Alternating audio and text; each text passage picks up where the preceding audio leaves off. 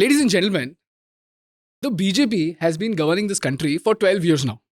Now, 12 years is not honeymoon period. 12 years is a verdict period.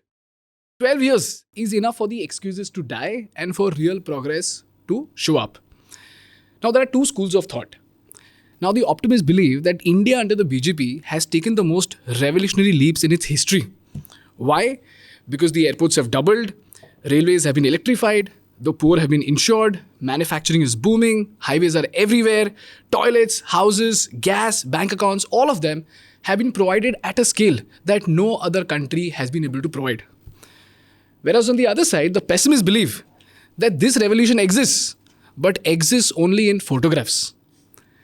The pessimists believe that the infrastructure is failing, inflation is crushing the poor, health and education is practically a joke in this country, and it's all just marketing, marketing, marketing. In fact, the pessimists even go on to say that India has learned one thing well, which is to photograph development better than showing development. Now, the truth lies somewhere in between, which is why, to debate on this topic, today we have Pradeep Bhandari, who represents the BJP, and we have Anish Gawande, who represents the opposition, and he belongs to the Nationalist Congress Party. Now, this debate is divided into 6 pillars: education, healthcare, poverty upliftment, national security, infrastructure, and economy. So let's start with Pradeep. Pradeep, why do you think the BJP has done an excellent job in the last 12 years? 15 अगस्त 1947 जब देश आज़ाद हुआ था, tourist with destiny की बात की गई थी और ट्रिस्ट विद डेस्टिनी के अंदर 2 पिलर्स की बात की गई थी: equality of opportunity and poverty eradication. So the founding fathers of the Indian Constitution and freedom movement believed in an India which could realize its full potential. अब आप मुझे बताइए कि 2014 के बाद से शिफ्ट क्या हुआ है. इसको समझने के पहले you need to understand that a youth who was born before 2014 or was living in an India before 2014, what was India for that?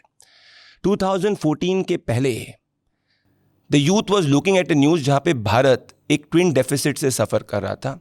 India was not a shining spot, it was pulling the global economy downward. Hindustan के अंदर स्थिति ऐसी थी कि 80 करोड़ लोगों के पास में ना एक हेल्थ इंश्योरेंस था, 35 to 40% ऑफ द कंट्री गरीबी रेखा के नीचे थी. 70 साल आज़ादी के होने के बावजूद tap water connection majority of the rural households तक नहीं पहुंचा था.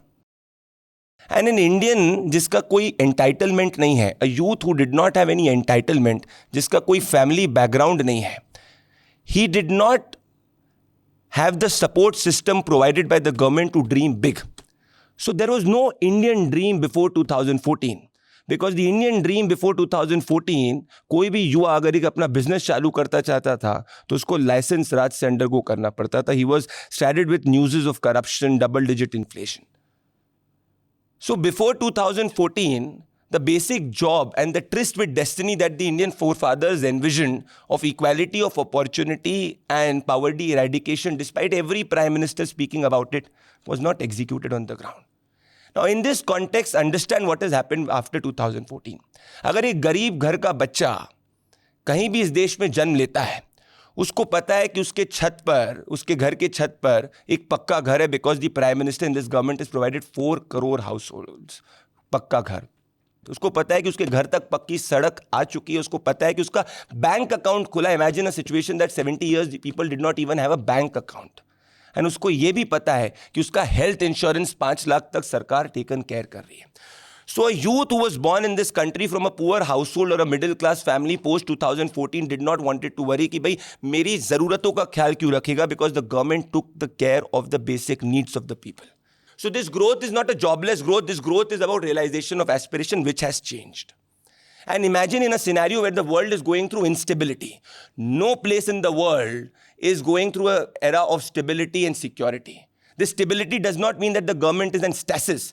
This stability means that we can dream to do the impossible.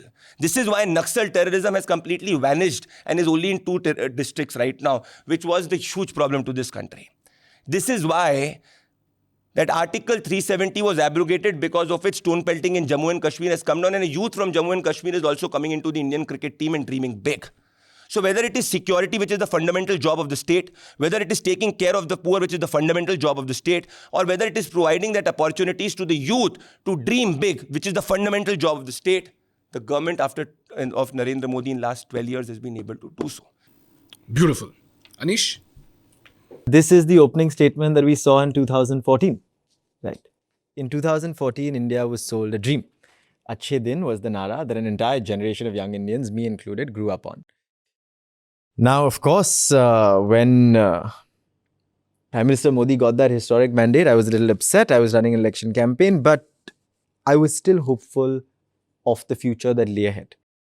Because after all, young people in India were sold that hope, right? You were sold a hope that said that an older model of growth that had failed under previous governments was going to be replaced, that a model of good governance was going to arrive. But 12 years later, I'm almost 30 and the BJP has won 3 consecutive elections. But the myth of Achhe Din has come crashing down. Right? Graduate youth unemployment is at 25.9%. Household savings have fallen to a 47-year low in 2023. Real rural wages, which is wages adjusted for inflation, have fallen by 0.6% to 1.4%, depending upon farm or non-farm income. 170 bridges have collapsed between 2021 and 2025, 48 in 2024 alone. And 7 out of 10 Indians are one medical bill away from bankruptcy, right? So what exactly are we going to be celebrating 12 years later?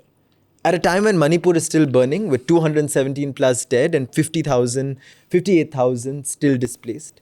When young people are fighting for their rights on the streets of this country for education and are met with pellet guns and AK-47s instead of a government that engages in dialogue. And so in the middle of all of this, in the middle of a scenario that looks worrying more than ever before, the government is still pretending, and so is Pradeep here today, that sab changa si. And there's no problem at all, right?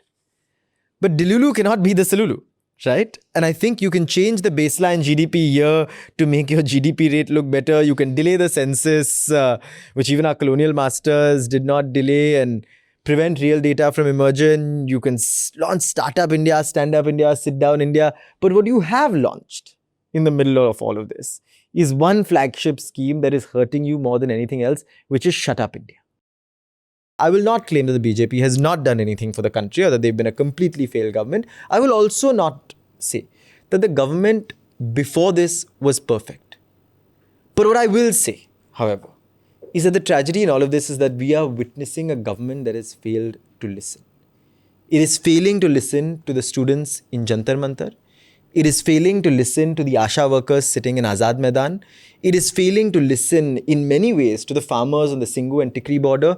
And it's forgotten to listen to the people of India. Wonderful. Anish, do you have a question for Pradeep? My question would be very simple. Do you think that the government has done nothing wrong? Or that the government has no space to improve? I think the worry that a lot of people have is that the government is not open to any kind of critique or feedback. The government improves every single day. But those who are permanently in Delulu can never see the Solulu. If this clip gave you value, please subscribe to this channel so that we can keep bringing you game-changing business insights.